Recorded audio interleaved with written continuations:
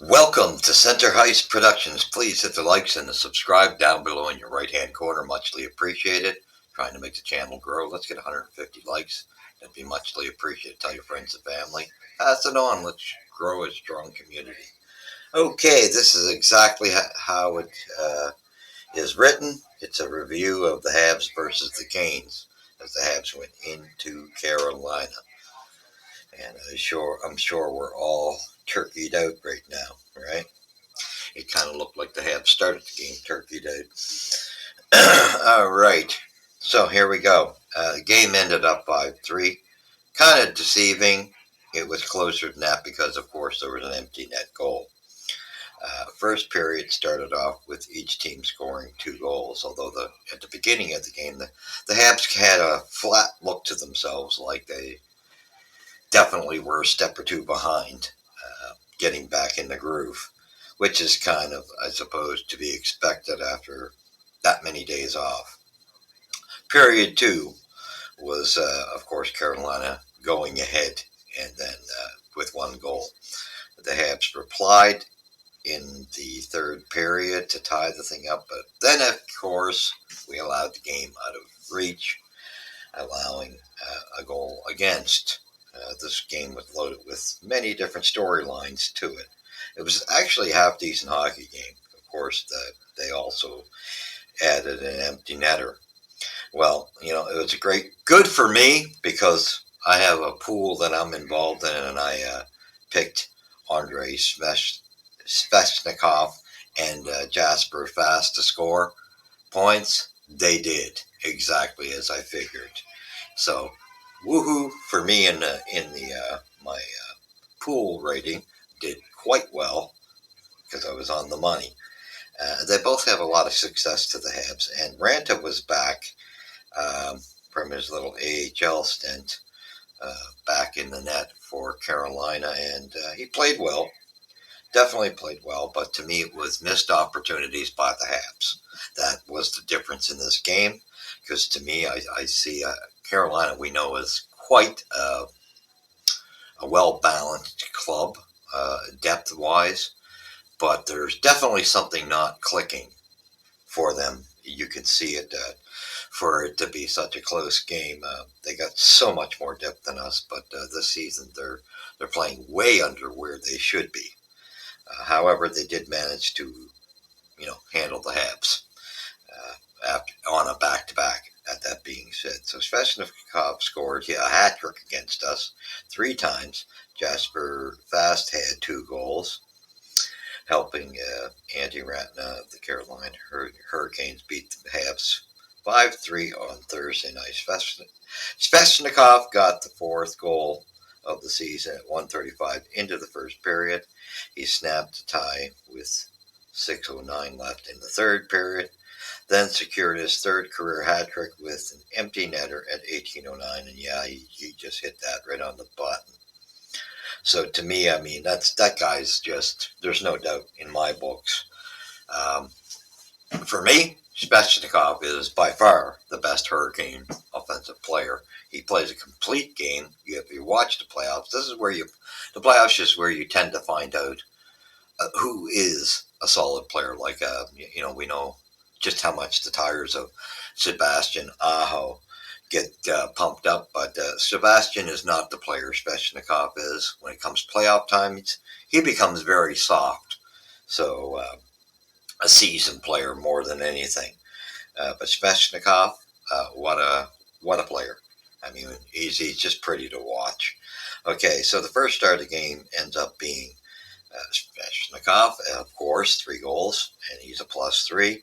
Second start becomes the second guy I picked, Jasper Fast. He gets 2 goals, he's a +2, and Sebastian Aho gets 4 assists for a +3.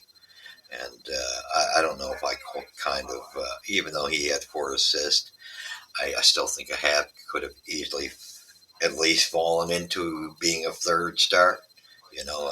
Just kind of, the way they pick stars is so, I don't know. You can definitely tell there's, how do you put it?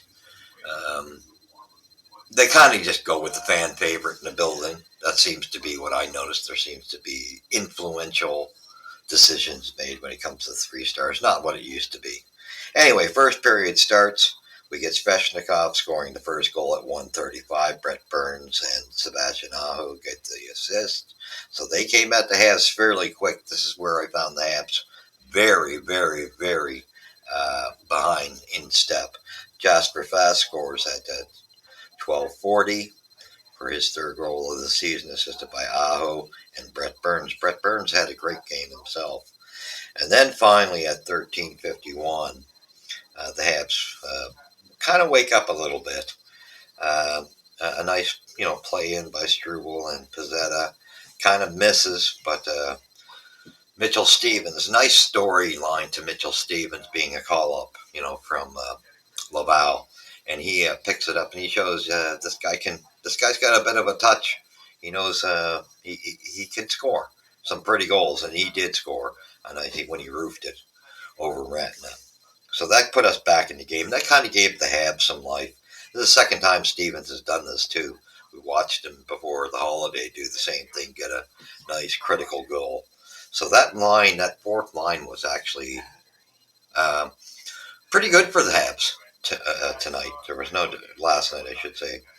And then Mike Matheson scores at 19:56 with a beautiful wraparound that was set up by uh, Primo and Sean Monahan as he's skating around, and we were on a power play, and it was in the dying seconds of that power play, and he just said you could tell he knew exactly what he was going to do because he knew the time was working against the Habs. He just went full tilt for the wraparound, and it was a nice decision made as the Habs clearly just tied this game.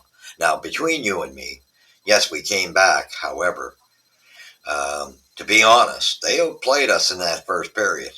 So we were lucky to tie that game, in the second period. Kind of a couple uh, nice bounces for us, which put us back in the game.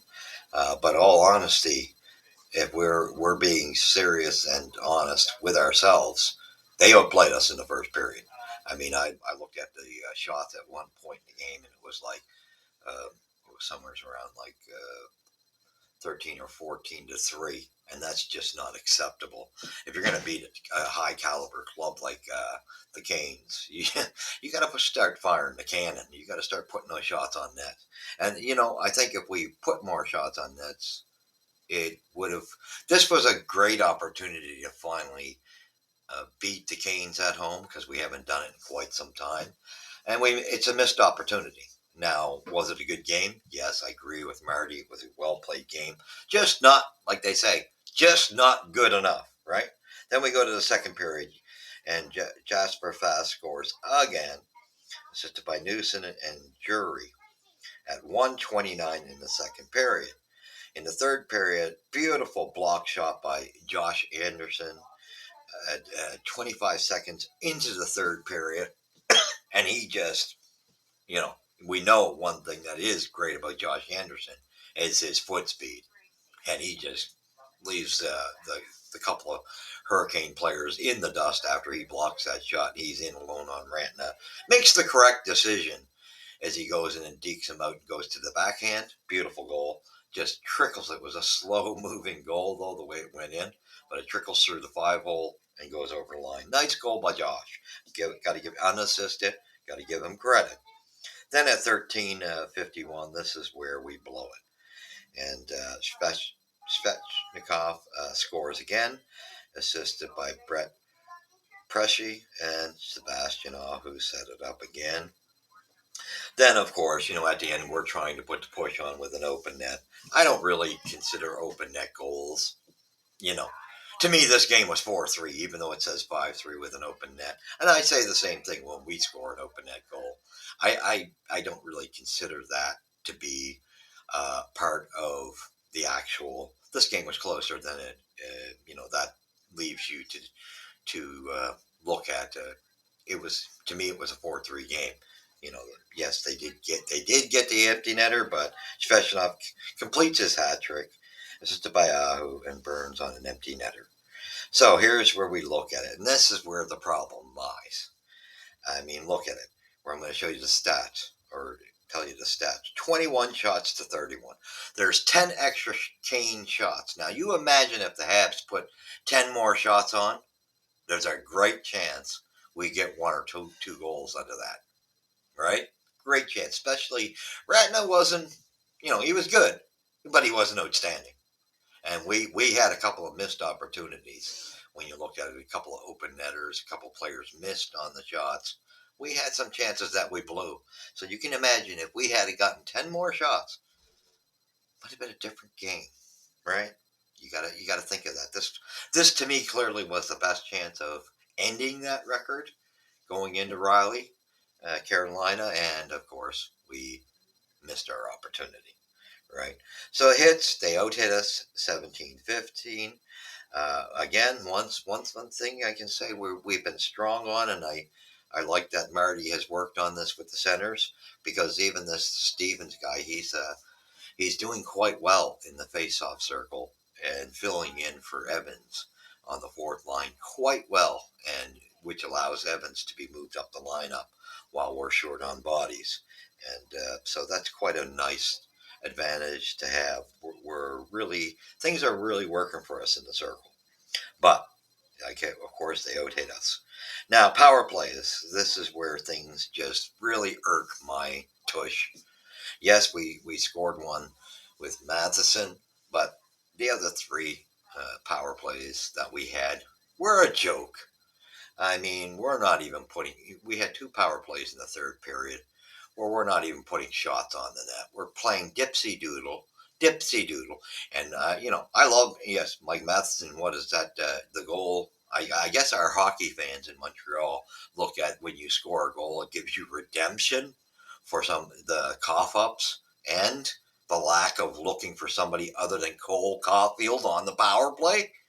Do we not comprehend as a club? This is not working anymore. Stop looking for Cole Caulfield. They had two players on that side of him. And where does Matheson go? To Cole Caulfield when he's got a Slavkovsky open left, right, and center. Now, this has got to be a wake-up call to the Montreal Canadiens.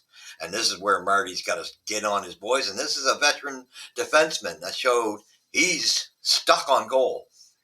Get over yourself. Wake the heck up. There's more than one player on the ice. Cole Caulfield is going to be covered this way the rest of the time. Get used to it, and the only way you're going to open things up on the power play is to utilize other people on the power play. When you got men open, come on now. You're a veteran player, Matheson. Yes, you're a good player, but my God, last night, that's one thing I can say. Where are the cough-ups? Well, Barron, yeah, I give him credit. He's improved. And he's got some physicality to his game, which is good to see. But my God, between the cough ups between Barron and Matheson, who again we're talking about a veteran, this has got to stop. Come on. At least I will give Matheson credit in the sense that we can expect that from him when he's in his own zone. But I mean, you got to be able to improve in those stats somewhere. There comes a time, right? I mean, because it seems like, when critical times come, uh, he just jokes, in his own end. And Barron, I don't know, he's Mr. Chokeable, choke, choke, choke. Anytime, the amount of times I see him fall at the blue line when we're trying to keep puck possession in the opposition's end, and it's like, what? Your legs just collapse out from under you, creating odd man rushes. Come on. Now, if we're looking at a couple of defensemen that need to improve some parts of their game, he's a clear candidate. Okay? He's still, yes, he is improved. His physical aspects in his own, and he's improving bit by bit. But this coughing up the puck, there's got to be an addressing to these, these two defensemen. They're costing us games. And you can't put it any other way. Now, this game made Primo look like he was half decent. I got to be honest. Primo played an okay game. Was he outstanding? Come on now, guys. Let's get real. And we're lucky that one goal was called back on us. Yes, there was interference on it. But Primo, I'll tell you, on a couple of these goals, he doesn't look sharp. A couple of these goals, if you got a better goaltender than that, you may win this game.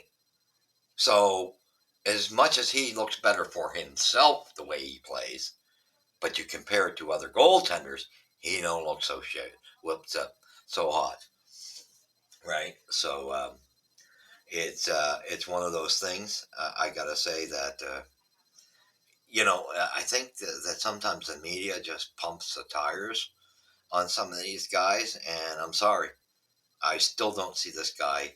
Yes, he's not losing his net like he was last year and prior years. Is he NHL caliber? Not for me. Sorry. If now, mind you, I still trade Allen just because I want us to tank. Right? That's just a different reasoning. So you keep Primo, you're going to lose, which is what I'm after right now. So power play is 1 for 4. They had 1 for 3. Then we go to penalty minutes. 6 for us, 8 for them. Giveaways, 6 for us, 10 for them, which we didn't capitalize. Takeaways, 6 for us, 5 for them. Fairly close. Blocked shots, 26 we blocked and 13 for them. So there was a couple of interviews done by the media by reporters, and I heard a couple have said, even Marty St. Louis say, well, they blocked shots. Well, come on, Marty, don't use that as an excuse, because we actually blocked a lot of shots last night. That's not how we lost the game. We lost the game by a couple sloppy plays, by a couple guys that keep coughing up the puck at the wrong time. And, as much as Primo has improved a bit, a lot not losing his net, some of these goals look pretty soft. Sorry to say. Same with Barron. Like I said, here's another guy, improved a lot. But this losing his feet from underneath him is just really, really blows my mind. I don't know. There's a nervous reaction with this guy, or is he overplaying the puck? What is it? I haven't figured it totally out. I just know there's a panic in him that has got to be overcome. Somehow the coach has got to work this out of him, and maybe it means pulling him out of the lineup and using somebody else for a bit and letting him work on his game a bit more. Because these cough ups between him and the veteran Matheson, and Matheson, like I say, he tends to um, give you something offensively to overshadow the amount of goof ups he makes in his end. But those goof ups still accumulate. For me, I mean, a lot of people, this is passable. I don't like cough ups, okay? That's just me. I'm a very defensive minded guy, and I'm like, there's got to be a point when these guys clue in where their mistakes are with coughing up the puck. There's got to be, a little better thinking process going on. So I got a problem with it. That's just me. Now, a couple of upside things to this was it was Harris's first night back. And I got to say, I did like that pairing of Harris and Struble when they, it's evident they utilized putting them back from together because of some of the experience they had in their college hockey, and it was evident that they played quite well. I kind of liked that pairing together. Cooley, I liked some of his physicality in this game. He really smoked. You got a few guys. Again, though, you get the odd mistake made from him. Um, that is just, it's got to be cleaned up. Put it that way. Um, Again, like I say, I think for me, he played a good game. I'll give him that. He played a pretty solid game. Struble, I mean, is looking like a veteran. To be quite honest, the more and more he plays, the more and more he's looking like a veteran. Okay, so with that being said, I think we're getting an answer here that there's got to be some movement. Maybe Kovacevic comes back into the lineup and you take Barron out. I'm sorry, but for me, uh, there's things to be worked on. And this coughing of the puck, there's going to have to be a little more responsibility on these guys coughing up the puck wise, because it's not acceptable when these guys turn the corner, and of course we haven't turned the corner. But this is not going to be acceptable. Cough-ups. Like, we're giving up tons of cough-ups, and this is costing us games. Um, like I said, I got to say, I'm going to commend Josh Anderson. He had a pretty strong game overall. The first line, Slav definitely looked pretty darn good until he got put out. Again, the officiating to me was a joke. Some of the missed calls. I mean, same thing when Carolina got a penalty, and we're possessing the puck in Carolina's zone. How do you blow whistle down the play when Montreal's in control? And there was a good chance that Nick Suzuki wires one home. I mean, the play was made that well by Slav when he hit the ice after he was tripped, and he still managed to get the puck to Suzuki. When Suzuki's coming in the slot there's a good chance, if this play is not dumbly blown by a referee, which never happens, they know when the team is in possession of it, they wait till the opposition, who's got been penalized, touches the puck. What is this? The officiating to me, and this goes down to little Minuteman being in charge of this hockey league, and I'm sorry, to me he's a joke, and he always will be a joke. Um, he should have stayed with basketball as far as I'm concerned. We know who we're talking about. And when I see the officiating, it doesn't improve in this league. It's pathetic, some of the missed calls.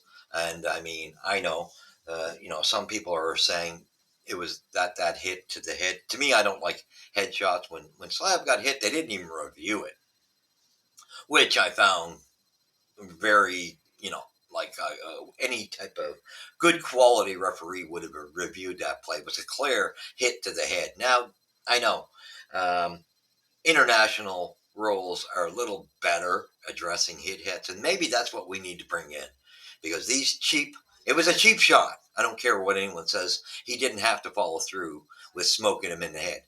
Okay, I'm sorry. A guy is in control of his body. So yes, it's kind of a combination. Yes, Slav kind of was down a little lower, head down, down wise, but just the way he took the shot, he wouldn't even have seen it coming because it was more from behind. Um, but again, to me, this is where the NHL has to clean it up. If we want to get rid of things, like stop getting rid of entirely hitting. Now, headshots, yes. Do what the International League did. Any headshot, you're toast. Okay? Because it's far too dangerous in the game. Another thing that's got to be addressed when it comes to this rule book. You see the amount of high sticks in this game? It's a joke. And it's pretty pathetic. I mean, here was another one. Jaden Struble took one early in the face. No call. It was right in front, if you watch the replay, right in front of the referee. No call. That's automatic penalty. That's an automatic 2 minutes. If there's blood drawn, you got 5 minutes. But this was right in front of the official. The amount of jokes I've seen in this game officiating, I mean, we don't always get it to this extreme that the officiating is that poor. But this game really clearly showed how far behind the officiating is. It's pathetic. Batman, I wish, please go retire. Please go retire. Maybe there can be a commissioner that comes into this league and actually has somebody in the discipline department, or you talk to the rest of the GMs and you actually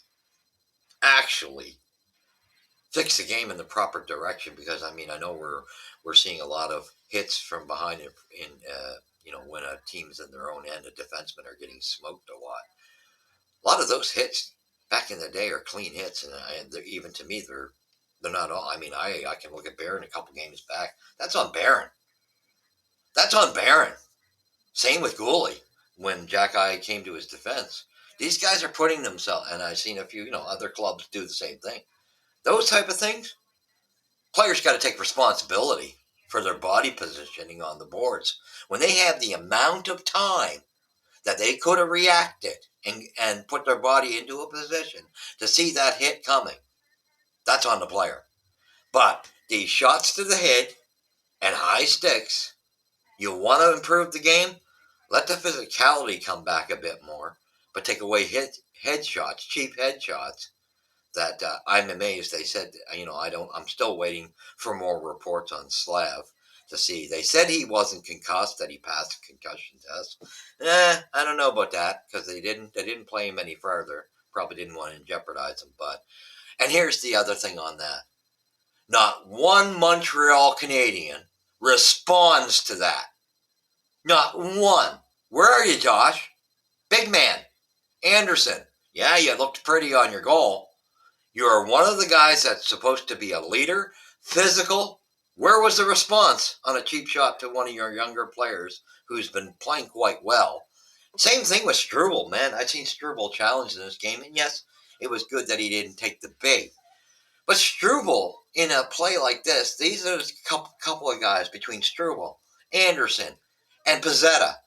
Somebody's got to. I seen little Caulfield go after the guy and try to at least defend, his teammate. That's saying something when our mini man, and I love Cole, but he's got hard enough to take the challenge. And where are you, big pathetic giants or scrappers? You're a joke. And this is why we need Jack Ibad back in that position. It's exactly why. Because we don't have anybody that responds when we need to respond. That should have been automatically, somebody should have been out at least the next shift that they seen Newsom and gave him the message. You don't get off on cheap shots to the head to one of our up-and-coming star players in the future. You don't get away with it. And it bothers me more with a veteran like Anderson and, Pizzetta, because these guys are kind of vets. There's got to be some leadership. Where's the leadership? I guarantee you, if Savard had been around, he probably, because he does stand up. I mean, he stood up for his goaltender. I think Monty took a hit at one point, and he stood up for him 2 or 3 games back. But where's the rest of the team? Like when we need a response that this is unacceptable, where is it? So you want some wake-up calls to certain, let's call out a few players on our Habs team that need to wake up. And while we don't have Jack and he's out down there improving his game defensively, somebody's got to reply and respond. So with that being said, that's the end of this tape. We will be back in the next review. I believe, who are we playing next? Oh, my word. I knew it was due.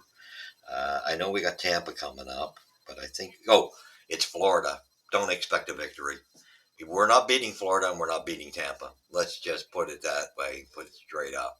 But anyway, let's hope we get a little more from our team, and I hope the coaches really get down to talking about, you want to talk about culture? Start standing up for your teammates. So thank you for watching. Where's the puck drop first? Here at Center Hice Productions.